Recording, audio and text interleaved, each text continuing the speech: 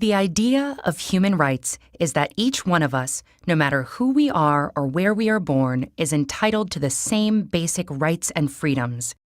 Human rights are not privileges, and they cannot be granted or revoked. They are inalienable and universal. That may sound straightforward enough, but it gets incredibly complicated as soon as anyone tries to put the idea into practice. What exactly are the basic human rights? Who gets to pick them? Who enforces them, and how? The history behind the concept of human rights is a long one.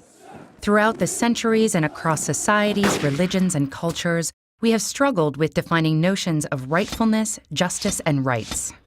But one of the most modern affirmations of universal human rights emerged from the ruins of World War II with the creation of the United Nations.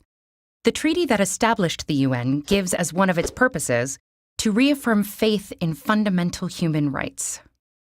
And with the same spirit, in 1948, the UN General Assembly adopted the Universal Declaration of Human Rights.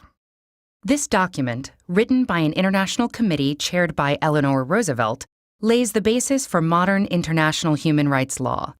The Declaration is based on the principle that all human beings are born free and equal in dignity and rights. It lists 30 articles recognizing, among other things, the principle of non-discrimination and the right to life and liberty. It refers to negative freedoms, like the freedom from torture or slavery, as well as positive freedoms, such as the freedom of movement and residence. It encompasses basic civil and political rights, such as freedom of expression, religion, or peaceful assembly, as well as social, economic, and cultural rights, such as the right to education and the right to freely choose one's occupation and be paid and treated fairly. The Declaration takes no sides as to which rights are more important, insisting on their universality, indivisibility, and interdependence. And in the past decades, international human rights law has grown, deepening and expanding our understanding of what human rights are and how to better protect them. So if these principles are so well developed, then why are human rights abused and ignored time and time again all over the world?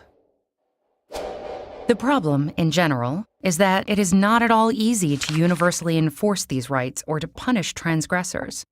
The UDHR itself, despite being highly authoritative and respected, is a declaration, not a hard law. So when individual countries violate it, the mechanisms to address those violations are weak. For example, the main bodies within the UN in charge of protecting human rights mostly monitor and investigate violations, but they cannot force states to, say, change a policy or compensate a victim. That's why some critics say it's naive to consider human rights a given in a world where state interests wield so much power.